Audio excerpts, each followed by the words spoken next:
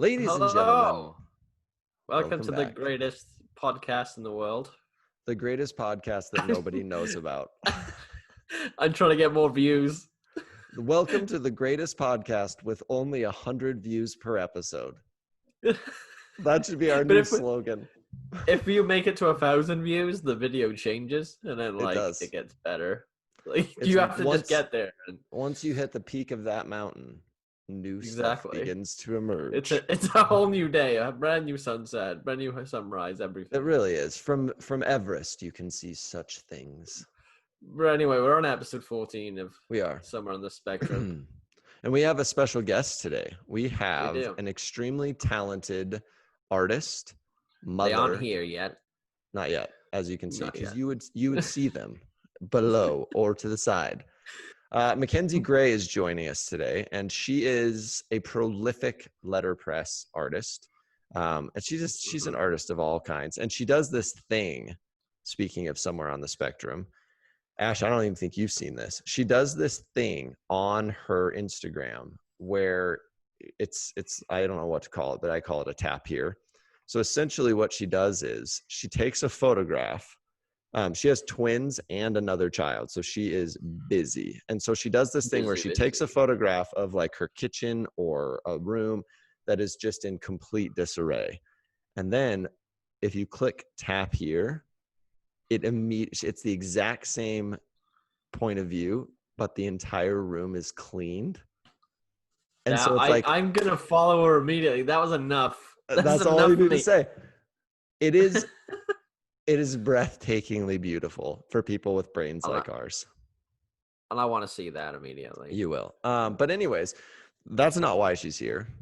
She's not just here because she produces eye candy for people on the spectrum like us. She is also here because she is what I'm just going to go ahead and call an expert in the field of caring for and behavioral therapy for adults with autism, as that was her job for many, many years. And it's also what she studied, I believe, in college. And so what we wanted a fresh outside perspective rather than being I feel like she's going to have more facts. She probably will. It's probably going to be a bit more professional. Yes. In the sense of like, with a bit more science backed and a bit more. Well, and experience. Exactly. And I think that's the key is because you and I are offering a perspective from somebody on the spectrum, but this is somebody who is not on the spectrum, but who has a great deal of experience taking care of an adult on the spectrum. Exactly. So that's going to be interesting. Yeah. So I say we bring her in. Let's get her in here, and let's do it. Here we go, ladies and gents. Her. I think I did it right.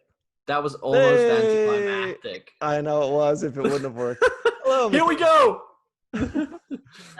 Hello. Thank you for joining us on this, as we mentioned before, on our rail-less journey through this landscape. We've already gone off the rails. It took Sarah 5 minutes to leave because she couldn't find her fanny pack for a walk. I like that. I wanted to just record it and have the whole episode. It was literally Ash and I sitting like this. And then all you see behind me is Sarah like, where is that? Where's my sunglasses? What am I doing? That's so funny. That's why it she's probably not would the be our expert. best episode, unfortunately. It would be. It would get the most views. Yeah. Because she's wearing her short Mm-hmm. running shorts, which I'm all for. Yeah. That and a fanny pack. Like, you have me at fanny pack, you know? I know, right? And then you add in the running shorts, and it's just like, we would What if finally reach our subscribers. Don't forget the sunglasses. True. So basically, we gave you a glowing introduction, and I hope when you watch the episode, I hope that we did a good enough job for you. So basically, how about we just kick things off with, we just want you to tell us a little bit about yourself and what your experience with autism and adults on the spectrum is. Sure. Okay. So I'm Mackenzie, and I came up to Portland, Oregon for school, and I went to Lewis and Clark College and studied psychology. And when I was in school, when I was 19, I think, I got a job working with an adult. Well, at the time he was 13 or 14. Okay. So with a kid with autism. But he was still an adolescent, so very different than doing sort of like the hands-on work with like little tiny guys, which is often kind of what you see. Sure. And he had had a program since he was 2.5. So he had come a long way already by the time I met him. Yeah. And I worked with him for the next 13 years. That's Wow. insane. Yeah. So I worked with a couple other individuals kind of at the same time. Okay. But I worked with him consistently and then ended up sort of leading the team of people who were working with him for 13 years. And he's 28 now. And I stopped last April, the day that I had my sons. So, Jeez. but yeah, so I've had a lot of experience, and he had an in-home program. Has severe autism, so I think sometimes that's confusing for people to get a sense of what that might look like. First of all, it's different, I think, for everybody who has autism, so that's not helpful. But also somebody with severe autism who hasn't had any treatment versus somebody who's had an entire lifetime of treatment. Absolutely. Really good treatment. It's like vastly different. So he's at the gym, he's at the grocery store, he's riding a bus, he's, living a life. Me and Tyler talked about like with us, like we talk about the little things like making eye contact and how we can do it, but it's because we've trained almost. It's like, so I imagine it's the same on a bigger scale.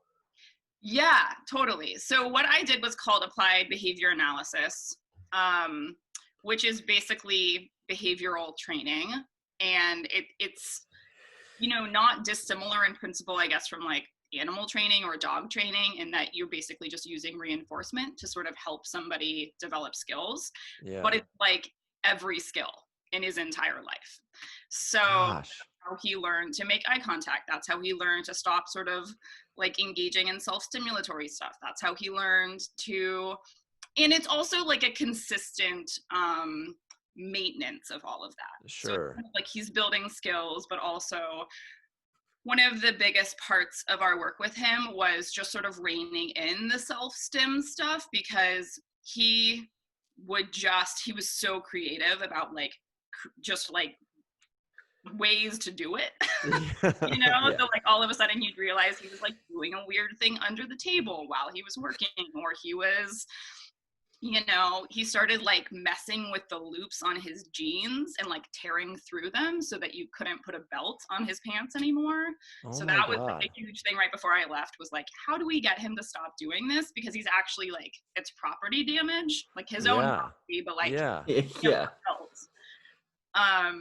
So it was really tricky, but really it's like, a lot of it was just sort of the foundational everyday life stuff. And then we also were sort of teaching bigger stuff like concepts and language and math and, just sort of like the nuts and bolts of education that he needed to have.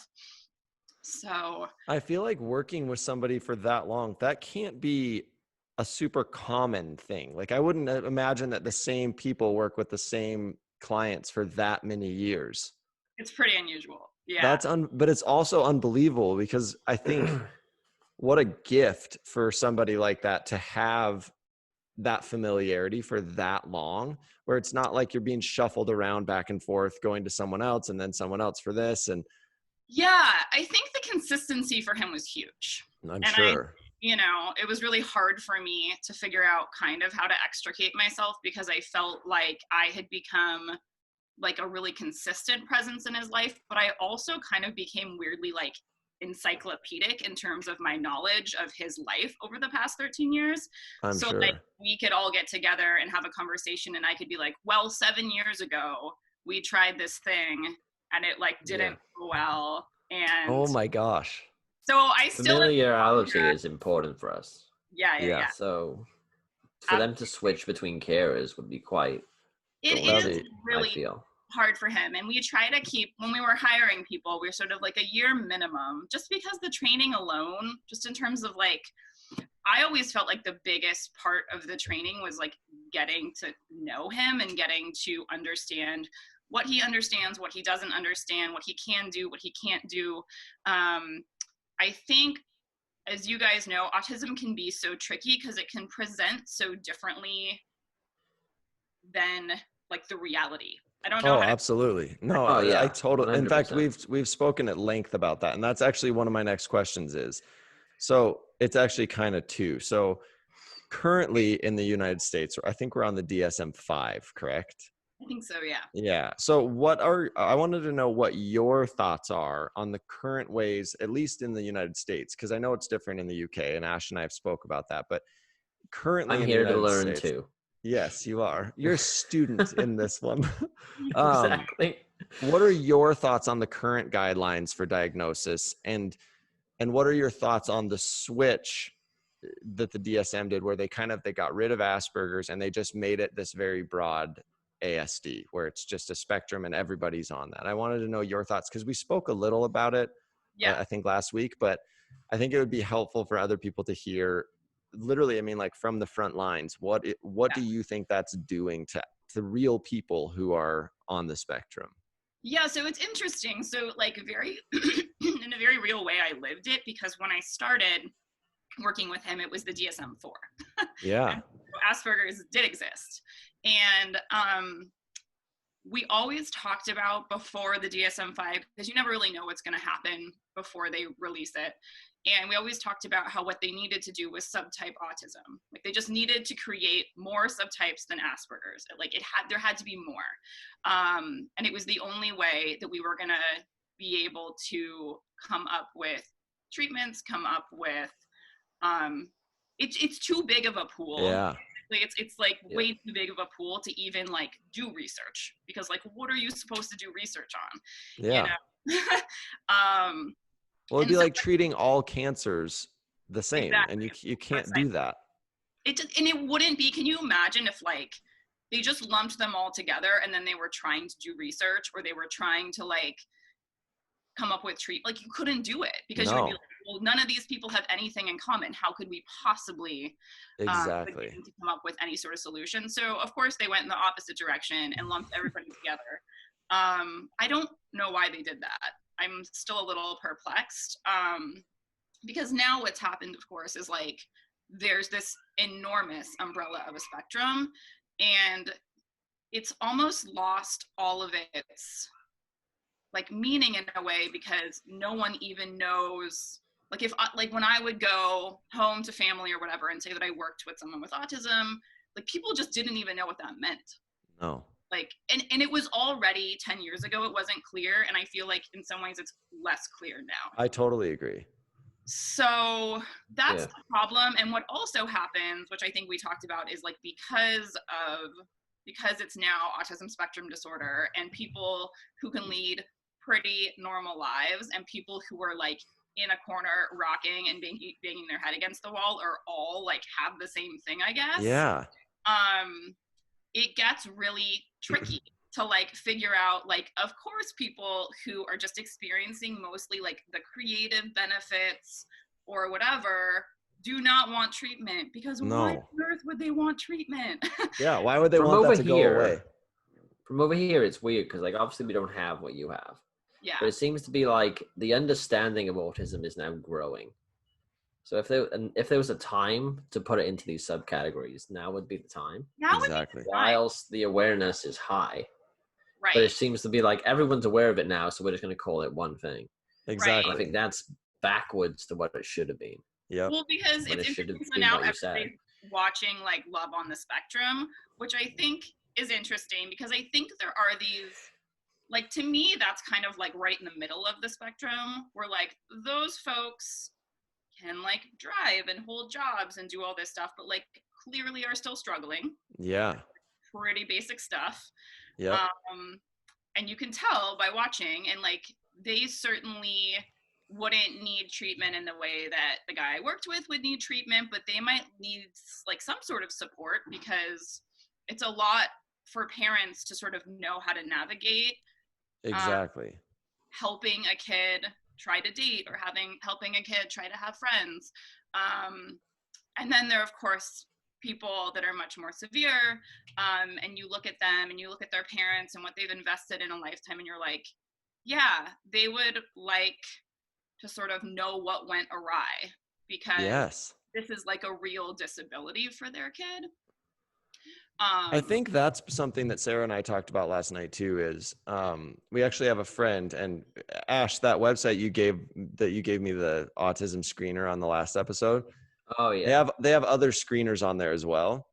And so we were Nice. talking to our friend, and she wanted to take like the OCD screener, and then she actually wanted to take the autism screener too, because she wanted to see. And it was really interesting because you could feel it in her that she was less concerned with what the outcome of the autism screener would be than she was like the OCD and the generalized anxiety disorder one.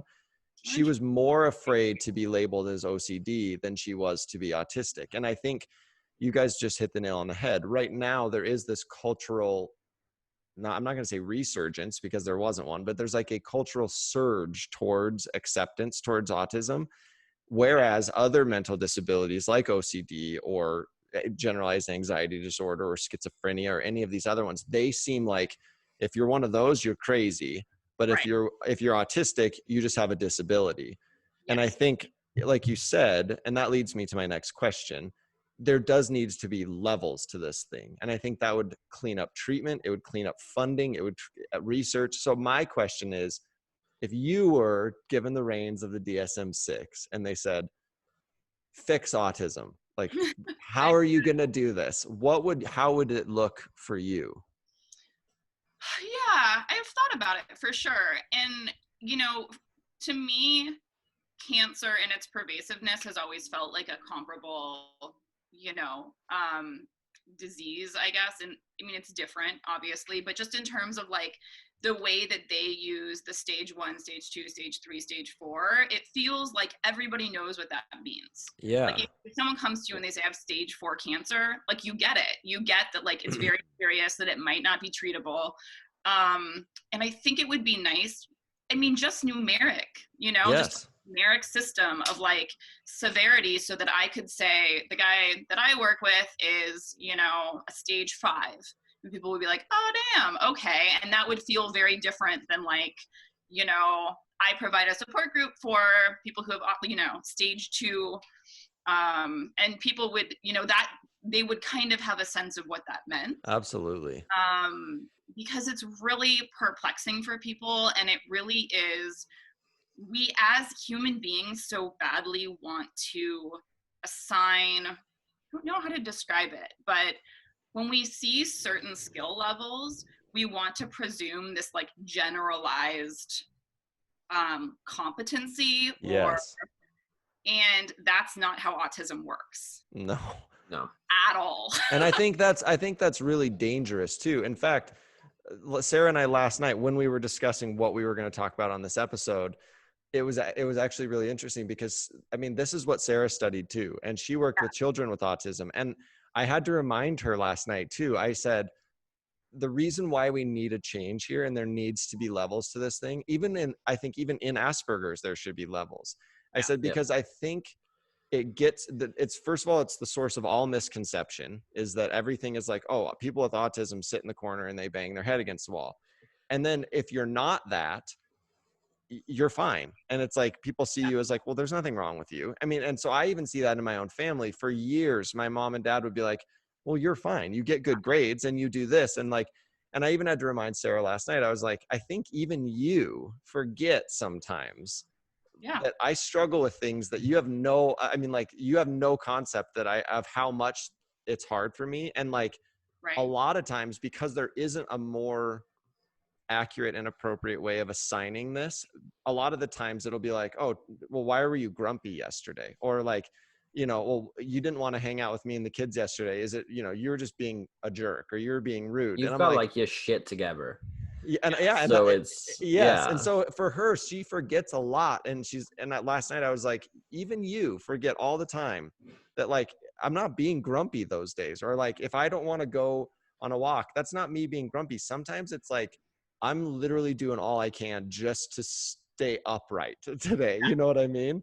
Yeah. And I think that is a huge problem. And I think, yeah, like you said, if there was a more accurate way to be like, if I could tell her I'm stage 2 Asperger's, you know, and then she'd be like, oh, okay. And she could look at that and she'd say, well, yeah, some days it's this and some days it's that.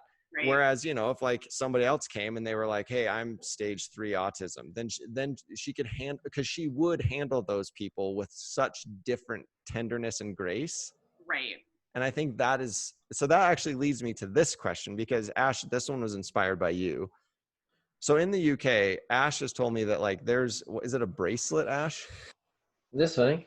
Yeah. So there's like bracelets in the UK that if you have this diagnosis, you can wear this, and it's an instant visual indicator it's mostly for airports now.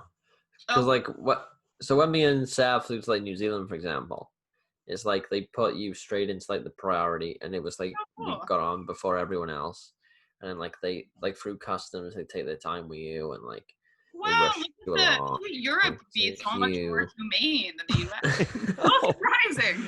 Who would have ever thought? But I mean, like, it would be so great to be able to do that, get on the plane, land, and then be like, oh, the same system applies. Yeah. Whereas for me, it was like I landed in the next place and it was like rush. So in a way, it had its negative effects, because it was like I went from this luxurious, amazing experience to just being like in a freaking like cattle. House. It was insane. It was like, but if everywhere had it, so that's what I was going to ask her. Usher me along gently. What are ways that we could do better globally and especially in the United States? I mean, clearly the state of things in this country are rough right now. And so this is last priority for them, which is unfortunate. But if you were in control, like what are ways we could do better?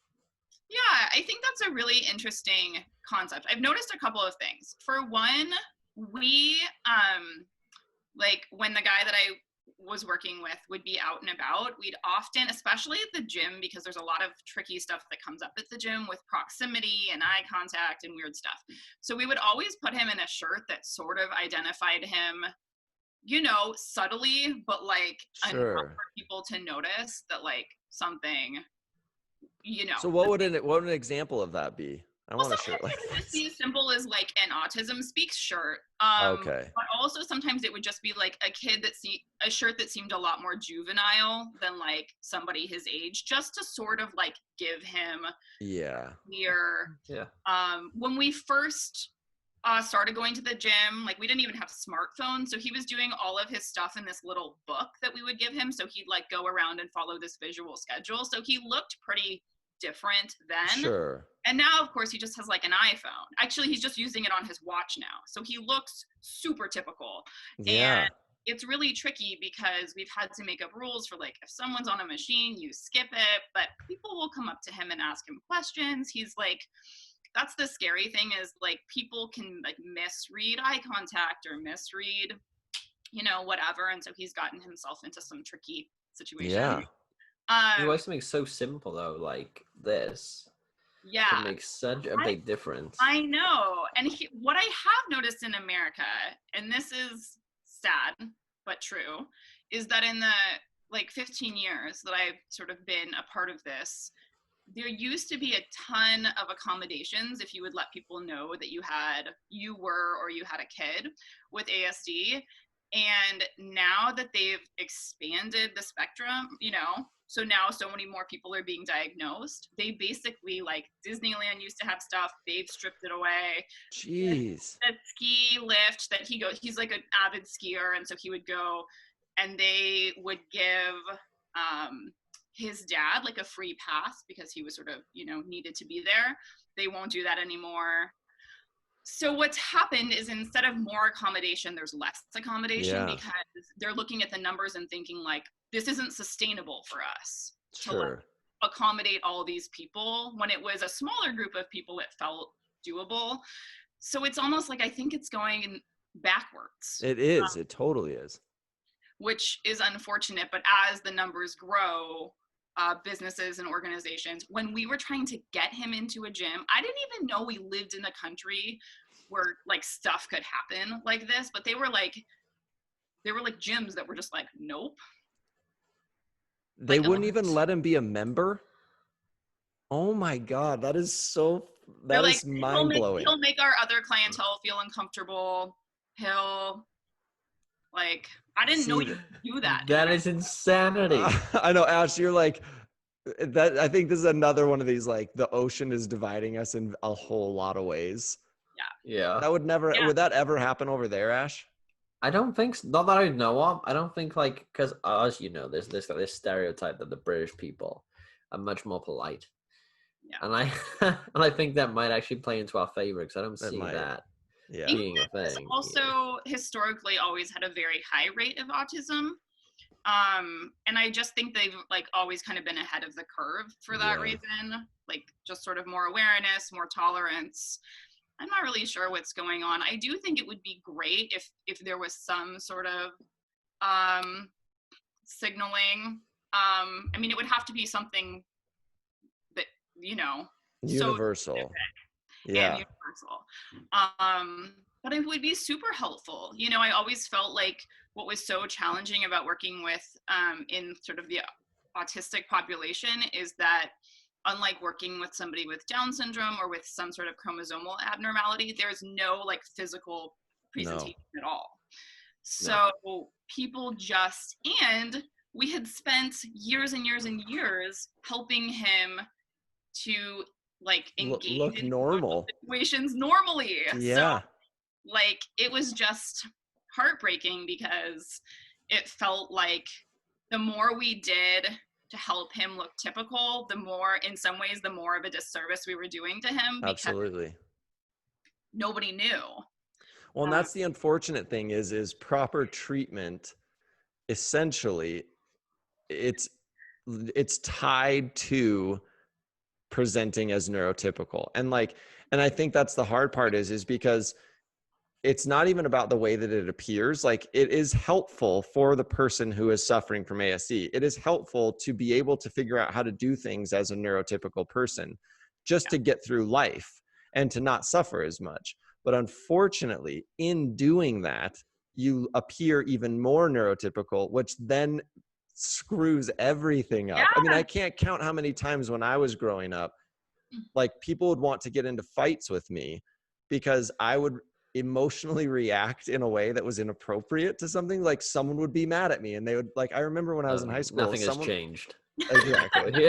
But I remember in high school, someone pushed me into a locker because some rumor went around that I said something bad about that person and they like wanted to fight me. And so they pushed me into a locker, and a neurotypical person would have like tried to diffuse the situation, but I just immediately started laughing. And like, that was just how I responded. So then that person thought I was laughing at them, and then a fight happened. And the whole time I was like, I'm not even mad. I don't even know what we're doing, but like, I know how to box. So that's what I'm going to do. And I think you're right. Like, the more treatment you get, the more of a disservice it does to you, because you, like I said, you present as neurotypical, that's such a weird thing. And that's why I think with like the aids and stuff, like all the stuff that helps like this, I think a lot of the fear is like that it's going to be financial.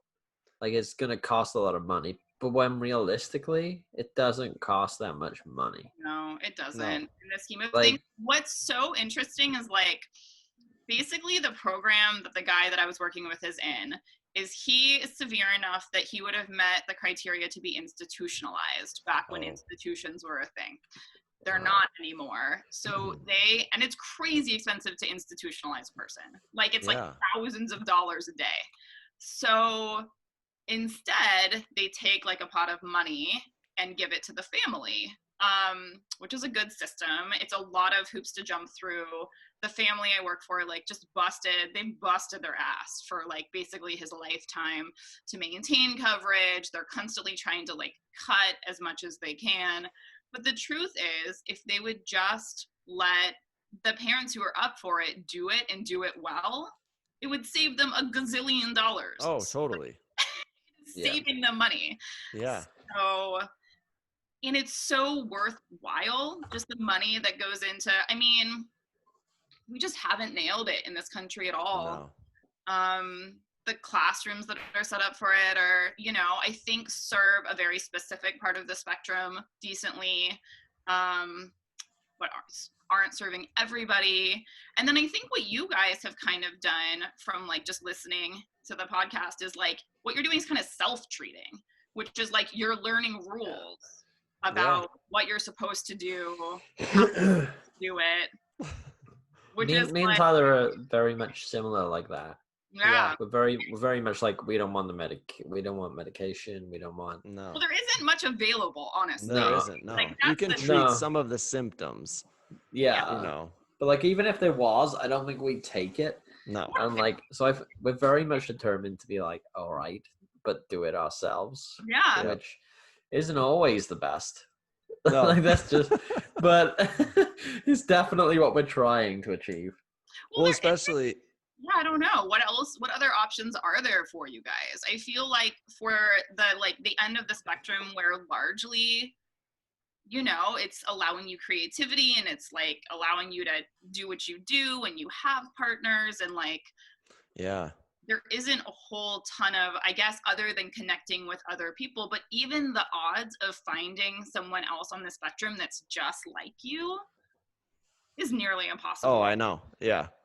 I mean, well, and Ash and I even discovered that on our last episode when I took the screener, and then right when we got off, we thought that we were going to be like exactly on the same thing. And Ash and I scored completely differently, even on that screener. And there were massive divides between his personality and mine and like an example is Ash is amazing at speaking in groups and he gets up and he does open mic nights for his poetry. You are amazing at it. And for me, like when I have to go do my book signings, it's like He's terrible. I get a migraine every time I do it and I hate it. And like, I literally sit down and I'm like, I don't want to read anything that I've ever written. And you can ask me any questions and I'm just going to sit. I've been at one of your readings and you were perfectly fine. But like, what you're feeling inside, it is like an earthquake in me. And I'm just sitting there like, and that's the only. It goes smaller than that. Because you won't even hop on an Instagram live with me. Like, you will avoid that like the freaking plague. Yes. You're like, nah, I'm allergic to that. I'm good. Like, nah, I'm good. So it's even, like, not even a crowd per se as, like, in front of you. Even a digital crowd, you're like, I'm good. Yeah. No, I think I remember going to the first, like, Autism Speaks walk. Autism Speaks is kind of, speaking of going off the rails, Autism Speaks has gone off the rails a bit. But I remember going to the first walk and this guy gave like the like welcome talk and he was probably in his 40s and like a really impressive public speaker. And it like, and you know, and then at the end he's like, and I have autism. And I was like, like, do you though? Or do you just play one on TV? Yeah, right. Like, what is going on? But then you realize that it's so much bigger than that. Like, you can be good at public speaking and also have a lot of other stuff going on. Yeah. So that's the complexity that I almost think people don't fully have the attention span for, is understanding that, like, you can't just connect these dots and understand it. Like, it just doesn't work that way. No. So but I unfortunately, found that people, just aren't like up for totally understanding it because it. I just lost like the last 3 minutes of conversation because these just decided to just go silent. So I'm like, so fill me in later. No, but you're right because, and I think that's the problem is I think altogether too often in this country, and Ash, maybe it's not the same over there, but I feel like the way that America handles a problem is they lump it into one thing and then they apply one form of whatever not treatment, but like the reaction to it has to fit in the parameters of that one thing. And that's just what it is. I mean, and we're even seeing that like with the protests that are going on in Portland. Yeah. People are standing up for something. And rather than treating every protest and every group of protesters as their own autonomous unit that have different things. It's just the way that our country handles it is that's bad. And so then what do? They send federal agents to kidnap people. They're And it's all like, anarchists. I'm like, exactly. there are like a bunch of my mom friends are out there. So exactly. Not. Yeah. And so I think, I don't know if it's an attention thing or if it's like you said, or if it is financial, but for whatever the reason is, everything is lumped into one pot all the time. And, but the weird thing is like you said, medical things aren't done. Like we don't lump cancer into that pot. Like there is very specific splits for research and funding and treatment and everything when it comes to that. And it's unfortunately mental health things just haven't gotten there. Well, and autism is really tricky because everyone's like hands off, right? In America, at least, like the school system doesn't really want to deal. The medical system doesn't really want to deal. The social system like doesn't have enough money to deal really. And so no one wants to deal with it. And so to see this guy that I work with and see how this disability he has is affecting every facet of his whole life, every day, all day. And, you know, you would never deny a person or especially a child with cancer of treatment. Like we would never do it. But the amount of fighting that has to happen for people in this country with severe autism to like get services in the first place, it's nuts. It is nuts. It's totally nuts that these parents who are like completely ill-equipped, because how could you be equipped? And they're overwhelmed and they have little kids that receive a diagnosis, and that's hard enough because their kid was already struggling. So they're like doing the day in and day out of that, and then they have to navigate the system where they have to like fight hard so that their kid can get, and what they offer is these kids like basically not enough treatment to go anywhere. So they don't see a whole lot of improvement, and then they're not sure if the treatment works at all because they're not getting enough. So it's heartbreaking to watch. Like we're not doing it right. No. And I think that goes back to categories too, though. Yeah. Because if you had it into a category, then the parents would probably feel a little easier. Well, it would give them answers. Like, exactly. There would be clarity to it for sure. Yes. Like this is what I need to like. The stuff with my kid is like mostly social, and I need to focus on that versus like my kid's not going to be able to tie their shoes without systematic teaching. It's a totally different ball game, you know. I mean, I think of the way I felt when it finally made sense to me, and like when it was like, this is what you are. I was like, oh, so all this time it wasn't me just being crazy or lazy or stupid or whatever. This is what, and if I had that clarity personally from receiving that with where I am, I can't imagine how much it would help families to rather than being like, oh my God, my kid has all these behavior problems and he can't do this and he does this. And it's so frustrating to be able to be like, well, the reason is this. Yeah. Then it'd be like, oh, it's not that we're shitty parents. It's that this is happening. And then you'd have some sort of roadmap, or ideally you'd have some sort of roadmap for how to sort of like approach it and help your kid in a way that is different than you would help a typical kid who might have different motivations or might have, I mean, that's the real struggle. A lot of times people aren't attending. Reinforcement goes such a long way, honestly, with anybody, but especially with these kids with autism that are learning new skills. But people aren't paying attention to what's reinforcing to them. They're like applying this blanket, like, this is a reinforcing thing. Yeah. Well, if you're a kid with autism, like this social thing that might be reinforcing to a typical population probably isn't reinforcing. It's like hell. Yeah. You get to go to a movie with 800 people in the theater, and we're like, exactly. I don't want to do that.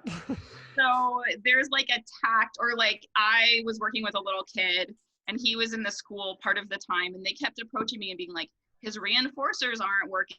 We don't know what's going on. And it was like, well, you got to give him new ones. Like you've been giving him the same reinforcers for the last 2 months and he's over it. Yeah. Like figure out a thing that is reinforcing. So there's a lot of nuance to it, but also we have highly skilled people in a lot of other fields. And so we just got to step up and do this, because it's the rate of autism for a variety of reasons, obviously, is only increasing.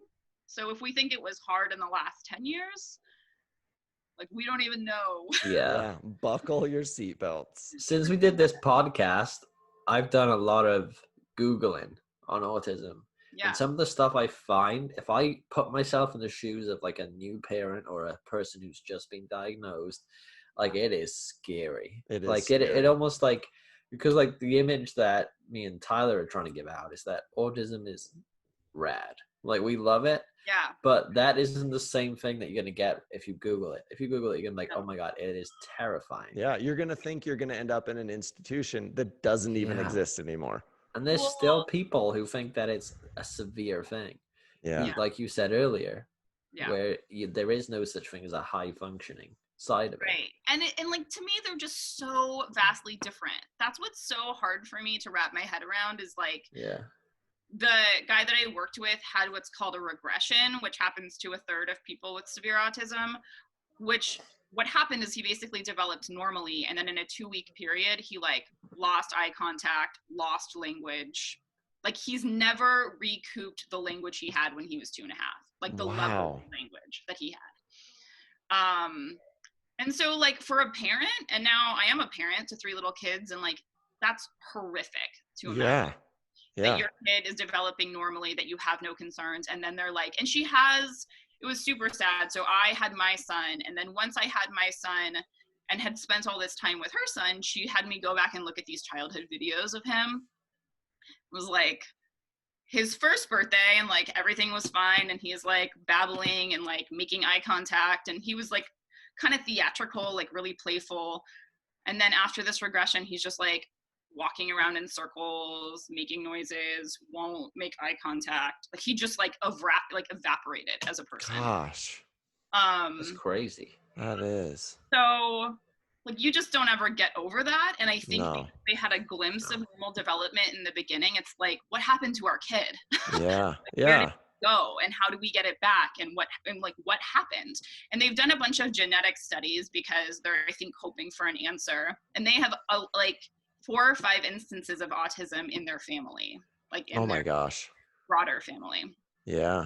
So it's clearly like very genetic in their Sure. case.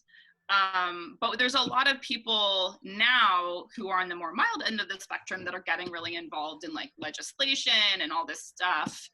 And I don't know if that's happening in England as well, but it's a really tricky thing because I feel like that's where we need the numbers. Like we need people, and I think it's great that people on the spectrum are participating, but they should be participating in the thing that, like, you know, sort of the lane that they live in. Yeah. And not like changing legislation for people that have a very different thing going on. Totally. Who also literally don't have a voice because they cannot talk. Exactly. Yeah. Which all goes back to, I mean, I think that's the theme of this entire episode, is that there needs to be new levels and there needs to be new criteria. And I think that, I mean, that literally what you just said wraps it up perfectly, because that's my takeaway for this, is that we're doing it wrong. We need to be doing it right. And we need to be doing more and better. And it all starts with the start, like the diagnosis criteria. It all needs to start from there.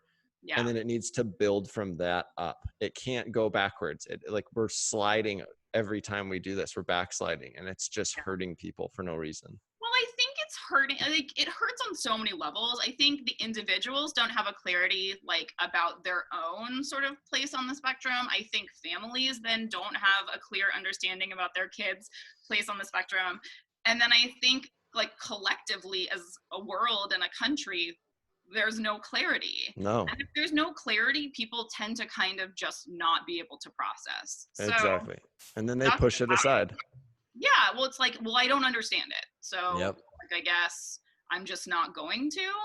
And then, or they hold on to, like, I think now people will watch something like Love on the Spectrum or Atypical or whatever. And then they get like a very sort of focused idea of like, well, that's autism. Yeah. No, totally. Yeah. Yeah. And I mean, I've even seen, and then I think our time is almost up, but I've even seen that too we've had friends who have called me since watching Atypical on Netflix. And I've had friends call me in tears, apologizing and being like, I had no idea. Like, if you even deal with any of this, I'm so sorry. I didn't know. Like, you seem like you're so normal. I've gotten so many calls where people say that exact sentence. Like, Yeah. you seem so normal. I had no idea that you go through these things. And I was like Ash said, yeah, I've been practicing for 38 years to seem normal. And like, but Yeah. you don't hear the voice in my head that's like, hey man, 45 seconds without eye contact, glance back for a second. Like that was 8 seconds. That's good enough. You know, I think the shows though, like that, they're showing a visual, like the characters are visibly feeling what we're feeling inside.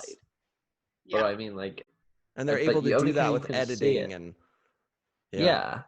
And like that's the acting, but like that's pretty much like when I watch Atypical, I'm like, that's how I feel inside a lot of the times. Yeah. It is sometimes extreme, but a lot of it relates back to me. Do you feel like in presentations, I actually think they kind of nailed it with Atypical, but me too. How do you feel about that stuff? I think the thing that was the most helpful about Atypical was the ability to show people that are in my life right now, like the parts where he gets really overwhelmed, and it shows, like I said, through editing by speeding things up and changing the way the sound is in the speakers. I'm like, hey guys, see how that just felt right there? That's me all the time. Like I know what, like, and I like even Sarah's kids, Addie and Henry, when they're watching those scenes and like he gets really overwhelmed and it shows everything spinning and the lights changing and the sound coming out of all the different speakers, they're literally like, that you do that? Like that's what it's like in your brain sometimes? I'm like, yes. And they're like, oh my God, okay, yeah. And so I think that little things like little things like that, because I've always said like, God, I wish there was like a virtual reality thing you could give people where it's like a day in the life of someone on the spectrum and let them that's close. Here's 80 different radio stations going on at the same time, and then now here's strobe lights, and now the brightness is way wrong, and then make somebody feel that, and then be like, that's something that we deal with, and then they'd be like, oh, okay. And then there's, it's like, that's the thing, is it's just building an empathy around it.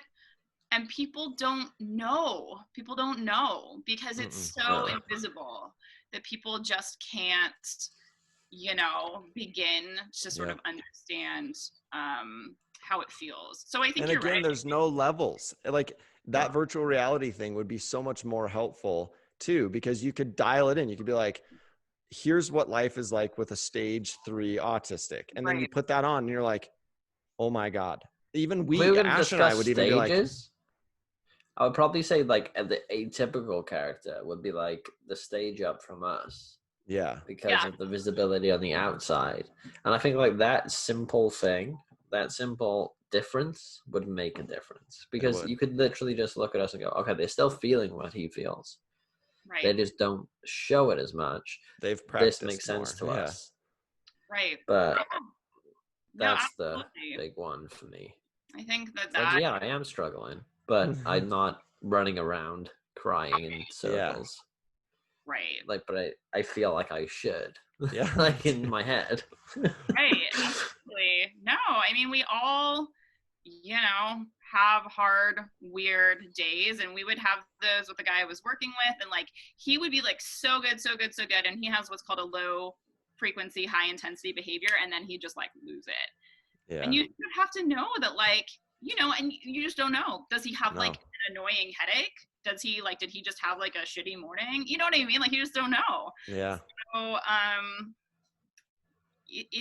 it's complex, but it's really cool that you guys are talking about it. And I think really empowering people to feel that it is largely in so many ways a thing to celebrate, but that there's sort of like this trickier reality to just sort of like the everyday stuff that shouldn't It's not as scary as it's made to sound. No. And I think that's our whole ethos, is celebration and awareness. Like, both of those things need equal amounts of fervor sent in their direction. Like, you have to celebrate this, but you also have to be very aware, because I mean, it's that old adage, everybody is fighting their own battle, and you just never know what it is.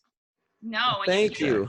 You're going to see it. Yeah, of course. Having you on here was amazing. Like, this is exactly what we needed, because it lends credibility in a way that Ash and I are unable to lend. This was so professional. I was just like, I I'm just know. gonna let her talk because we need this. That's exactly what I said. I was like, I'm just gonna let her go, man, because I can't do any better than this ever. Oh, No. that's very sweet. It's you know, I've loved it, and it's like completely enriched and changed. You know, I like landed in it when I was 19 and kind of didn't know what I was doing, and it's fully changed my life. And my almost 4-year-old and the guy that I worked with are like best friends. Oh, that's awesome. It's super magical to sort of like, he's a part of our family, and Oh, that's so great. yeah, it's the best. Well, thank you again. And we're going to put up all links to all your stuff and your shop and all everything, because like I said at the intro, an amazing and prolific artist, and we are psyched to know you and to have you on here. So thank you so much. Thank you so much. It was lovely to talk to you. Lovely. All right. Bye. Bye. Magically shirtless. Look at that. Ash changed without even changing. That was amazing, man. Like, that is the professional voice that we have been seriously lacking. Like, when she started talking, I was like, all right, this is the shit that we've been missing. I'm like, Exactly. I'm just gonna say as little as I possibly can. Yep. It was literally like just staying out of the way of the train so it could deliver all the coal that is necessary to keep this fire lit. It's all yours. What else can you offer? Exactly. All right, man. Well, this is good. Let's you want to wrap up with a poem? Do I have one? I don't think I do. I'm just gonna read the one that I sent you yesterday. Just do it. So this was a custom poem. I'm not gonna say cool. in case they don't get it yet. But I'll just read this because it's the only one that I have open on my computer right now. Are you ready, sir? Hit me up. Here we go. Come fire, we said. Come flood. After all, weren't we made in the rain? Chased us, hunted us like quarry, like prey, forced hand into hand and soaked us time and again. Rainstorm pursued and caught, purified, and we called it that. Watch as what we were washes away. We were born in rainfall, in thunder and strike. We are 10,000 drops of water, and the sound it sings as it rises back to the clouds. Stand beside me and lift your eyes to the sky.